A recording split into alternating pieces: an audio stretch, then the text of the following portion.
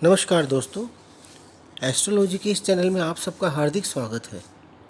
हमारी चर्चा विवाह के विषय को लेकर चल रही है, जिसमें हम पिछले 5-6 वीडियोज़ में विवाह के कई विषयों पर बात कर चुके हैं। आज हम विवाह ना होने के योग व कारण पर और वैधव्य योग यानी पति का निधन होना और विधुर योग यानी पत्नी की मृत्यु होने आदि विषयों पर चर्चा करेंगे। सबसे पहले हम बात करते हैं कुमार योग पर, यानी कि कुंडली में विवाह न होने के योग के बारे में। कुछ लोग लाख कोशिश के बावजूद भी विवाह के सुख से वंचित रह जाते हैं। शास्त्रों में इसके भी कुछ ज्योतिषीय कारण व योग बताए हैं, जो कि किसी जातक की जन्म कुंडली में यदि हो तो वह जीवन भर कुंवारा रह जाता है। जैसे कि किसी पुरुष जातक की कुंडली में चंद्र व शनि सप्तम भाव में यदि एक साथ हो तो संभव है कि वह अविवाहित व निसंतान रहेगा। इसके अतिरिक्त यदि लगन में पाप ग्रह हो और चंद्रमा निर्बल अवस्था में पंचम भाव में हो और सप्तम या द्वादश भाव में भी पाप ग्रह हो तो जातक अविवाहित व निसंतान रह सकता है। इसके अतिरिक्त यदि शुक्र और चंद्रमा से मंगल व शनि सप्तम भाव में हो तो भी जातक अविवाहित व निसंतान रह सकता है। ये वे योग होते हैं जिन्हें कुंडली में अधिकतर लागू होते देखा गया है। इसके अलावा और भी कई योग होते हैं जो कभी आंशिक व कभी पूर्ण रूप से लागू होते हैं। अब हम बात करते हैं वैधव्य योग यानी कि विधवा योग की, यानी कि कुंडली में पति का निधन होना। कुंडली में पति का निधन होना यानी वैधव्य योग के क्या कारण होते हैं? वैधव्य योग कौन सा योग होता है? ज़्यादातर कुंडली में मिलान के बावजूद कुछ मिलान ऐसे होते हैं जिसे करने में ज्योतिषी द्वारा चूक हो जाती है और उसका दंड व्यक्ति को ज़िंदगी भर झेलना पड़ता है। ऐसा ही एक योग होता है विधवा योग। आइए जानते हैं इसके बारे में कि ऐसा क्यों होता है।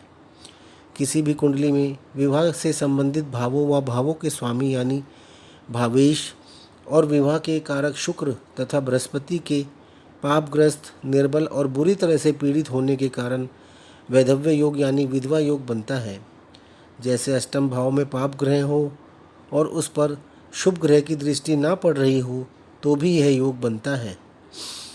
लग्न या चंद्रमा से सप्तम भाव में पाप दृष्ट मंगल के स्थित होने से भी वैधव्य योग बनता है।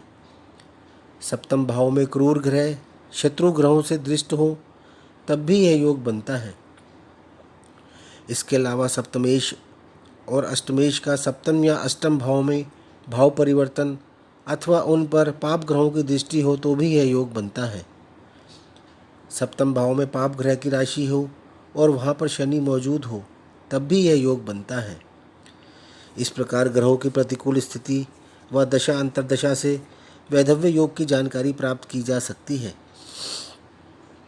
इसके अलावा हम बात करेंगे पुरुष कुंडली में विधुर योग के बारे में। अधिकतर देखा गया है कि पत्नी की मृत्यु पति के वृद्धावस्था में पहुंचने से पहले हो जाती है और वह पत्नी की सेवा व सहायता से वंचित रह जाता है। इसे ही विधुर योग कहते हैं। आइए जानते हैं कि कुंडली में ग्रहों की ऐसी कौन सी स्थिति होती है जो ये योग बनाती है।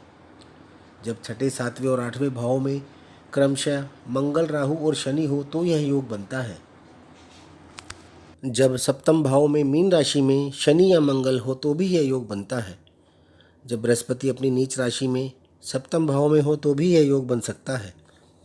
जब सप्तमेश निर्बल होकर छठे, आठवें या 12वें भाव में चला जाए और सप्तमेश अपनी नीच राशि में हो तो भी यह योग बनता है।